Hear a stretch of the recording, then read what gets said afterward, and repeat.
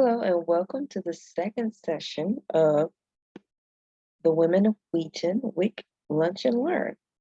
So session 2 is about omega-3 fat.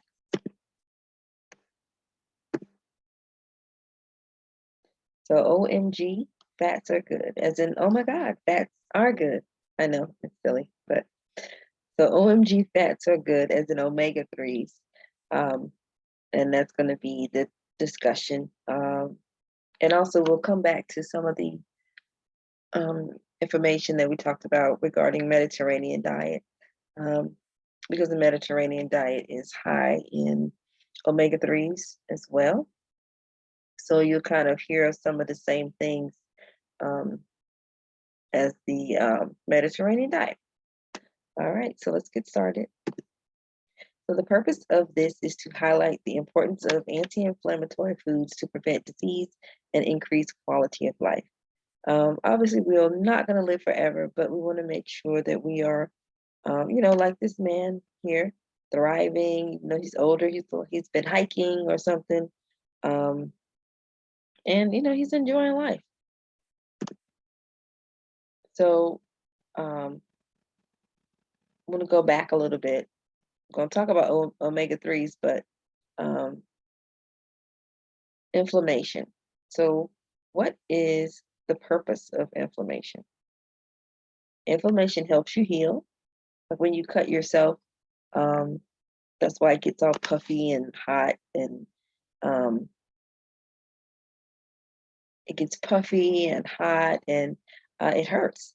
So you get protection from foreign bacteria, so it puffs up to keep anything else from coming in. So that's part of the inflammation, and it also signals the body to grow new cells to seal a cut or heal injuries. So the purpose of inflammation is all about healing. The blood vessel dilation, again, that dilation is that puffy and the swelling, and it should only last about 2 to 3 days. Basically, when it lasts longer than that, that's when you start having chronic illness or chronic things going on, and that's why we're going to talk about omega-3 fats. When is inflammation bad?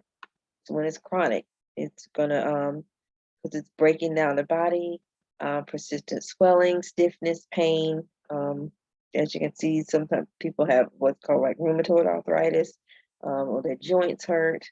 All these places can be inflamed, knees, hips, all these things. And they cause pain and stiffness, swelling. So diseases caused by inflammation, your joints or tendons can be bad, osteoarthritis, rheumatoid arthritis, tendonitis. So if you notice, you keep hearing itis. Itis means inflammation. So not every disease, has itis in it, but it usually is there.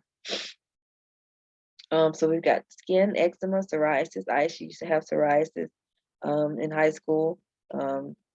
Just like this. It wasn't on the back, but this was on my forehead, so that was not fun. Gingivitis, you can see the swelling. I know that's kind of disgusting, but this is swelling and inflammation. This right here is this is based off of lupus. So this young lady has lupus, and sometimes there's a butterfly-like rash that comes across. And as you can see here, arthritis, osteoarthritis, rheumatoid arthritis. So again, you just want to take care of yourself. Oh, and I said lupus because it's systematic. So lupus can affect just about any part of the body. Joints, kidneys. A lot of times these people end up needing a kidney transplant. I have a friend who has lupus, and she had a kidney transplant. So I'm sure we know somebody that's been affected by a lot of these diseases. And then other diseases, we've got, for me, if you don't know, digestive diseases, I have IBD, or inflammatory bowel disease, in the form of Crohn's. So there's IBD, there's Crohn's and colitis. I have the Crohn's manifestation of it.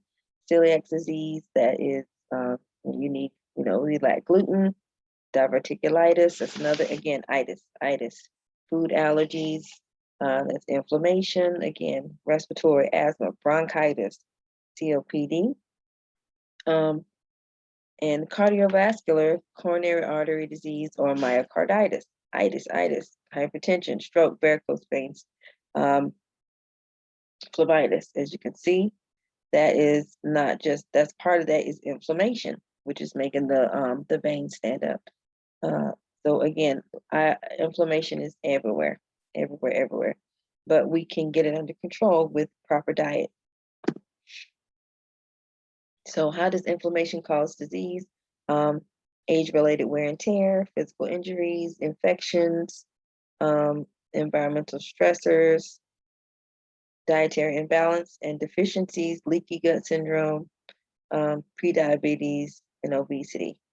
Like all of these things can lead to other diseases in the future, later on. So leaky gut syndrome basically is just like it sounds. You have things, not gonna say things, it may even be food or whatever that leak out of the bowel, and the body attacks it. So again, that's an inflammatory reaction. So if this is happening a lot, then the body is on alarm. So therefore, you're going to have a lot of inflammation, lots of inflammation. Physical injuries, just hurting the same place over and over again, can cause inflammation to continue. Infections. I actually used to get a lot of strep throats back in the day when I was little.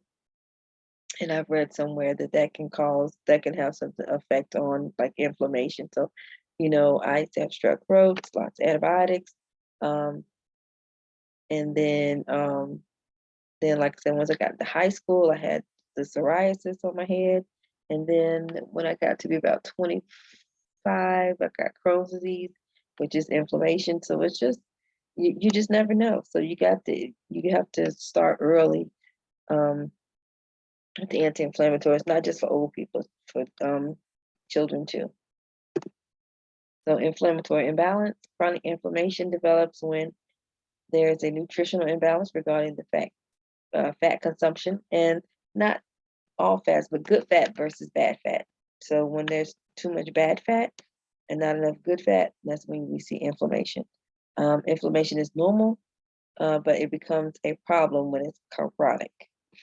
Chronic meaning it doesn't go away, it's persistent. It comes back very often. So what are pro-inflammatory or bad fats? Margarine is a bad one.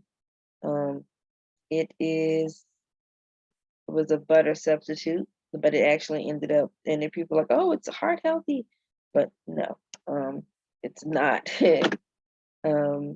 It's actually what's called a partially hydrogenated oil, and it is not good for your heart. But let's go. So we got omega-6.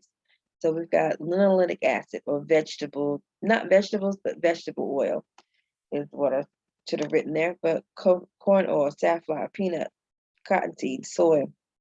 And if you didn't realize, if you read labels, soy oil is in just about everything. Soy, corn oil, these two, and everything. If you go to Chick-fil-A, they fry their fries in peanut oil.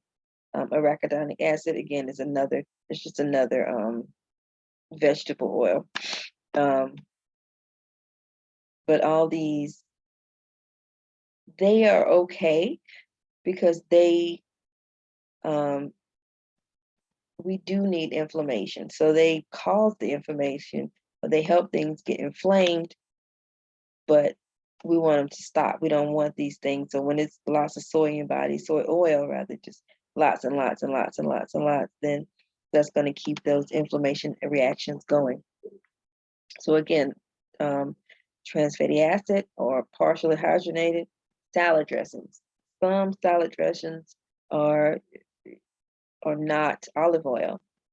Italian dressing, a lot of times it's a soybean oil. Shortening, that's your Crisco. Non-dairy creamers, I'm so glad we don't use those, but it's that powder, because basically that trans fatty or partially hydrogenated oil gives it a longer shelf life. And again, that's why it's in a lot of That's why it's in a lot of packaged foods that have to be shelf stable and stay fresh for a long time, or quote unquote fresh. Baked goods, again, you want your bread, or let's see, your little Debbie cakes not to go bad, so they use the partially hydrogenated oil, interesterified oils. That's another one that's just as bad. So you may say interesterified corn oil or something like that, but it's actually say it's worse than partially hydrogenated oil. But it's one because people are looking for partially hydrogenated oil, but now they may not know what interesterified oils means. It's just as bad. So what are anti-inflammatory foods or good fats? So alpha linoleic acid. It's found in dark leafy green vegetables: kale, spinach, dark green lettuce, flaxseed. Ooh, yay. EPA, like EPA, DHA, those are all good things. Cold water fish, salmon, herring, sardines, tuna, halibut, cod, sole, snapper, and gamma linoleic acid. All those are good fats. Olive oil, avocado, macadamia nuts, macadamia nut oil, grass-fed or free-range meat. Also, again, cold water fish, not farm-raised. Cold water fish, not farm-raised. Farm-raised, anything, usually is on a free-range meat. That's funny. We don't want meat that's raging. Free range is what that should have been. But yeah, we just want to make sure that we're getting the right amount of, we're staying balanced with our foods. Yeah.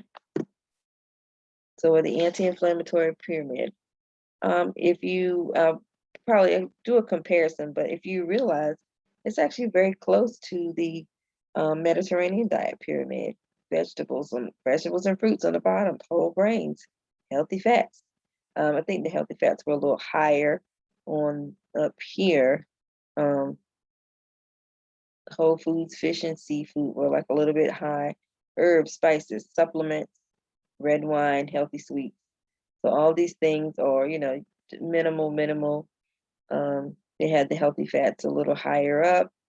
But basically, it's a lot of it's the same. They never mentioned tea, but teas have a lot of good antioxidants in it. So it's the Mediterranean diet is very close to the anti-inflammatory diet. So following either one is beneficial.